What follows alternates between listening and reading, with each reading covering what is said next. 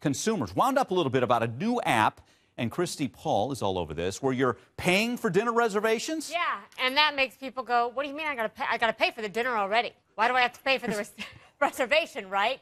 This app has been called Sleazy Mike. It's been called irresponsible. The senior writer from Wired magazine continued on Twitter, saying it's, quote, exactly what people hate about startups, sucking the life out of San Francisco. He's referring to reservationhop.com. Now, here's how it works. This app secures fake reservations at San Francisco's most popular restaurants. The public pays an average of $12 to get that reservation, and then the app gives the customer the fake name that they used to get that reservation. I know it sounds kind of simple, but there are two basic complaints here, and I bet you know them right off the top of the bat. First of all, the app makes money off something people say, look, this should be free. It's a reservation. Secondly, unpurchased reservations obviously can lead to empty seats and lost revenue for restaurants themselves. So let's talk about this with Nashville restaurateur Patrick Burke, who's joining us via Skype. Patrick, thank you for taking the time to talk to us. So I wanted to ask you, as a restaurant owner, first of all, what's your take on the app? When I first heard about the app, the initial reaction was that it's completely unethical because essentially their value proposition depends on people lying and creating fake names for people, which I don't think is sustainable, and I think it's an unethical business plan. Okay, so I just wanted to go through what the creator says. He's making this appeal to restaurants, saying that it eliminates no-shows by switching to a paid reservation system, saying, you know, if you've paid for it, you're going to show up.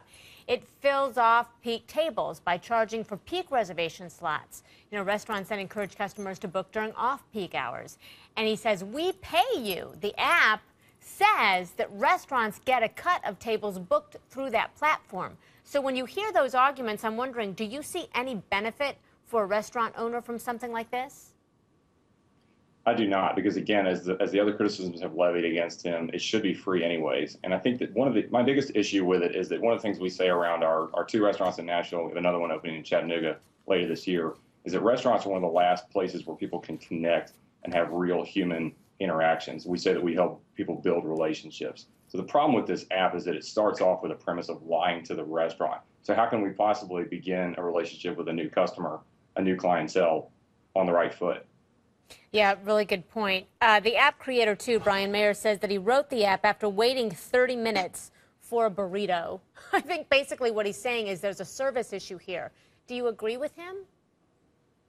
I don't. First of all, you shouldn't be making a reservation to get a burrito anyways. Yeah. Second of all, if you're going to charge people like to come to restaurants typically on peak times, Friday nights, Saturday nights, 7:30, 8 o'clock. And there's a reason for that. It's when most people want to go out to eat. And I understand his point about trying to get people into non-peak times. That's something that in business school we study is yield management. It's the same principle as hotel rooms that are no longer good the next day or airline tickets. But this is not the right way to do it, where you encourage guests to, because the problem is you're making real reservations with fake names. All righty. So hey, thank you so much.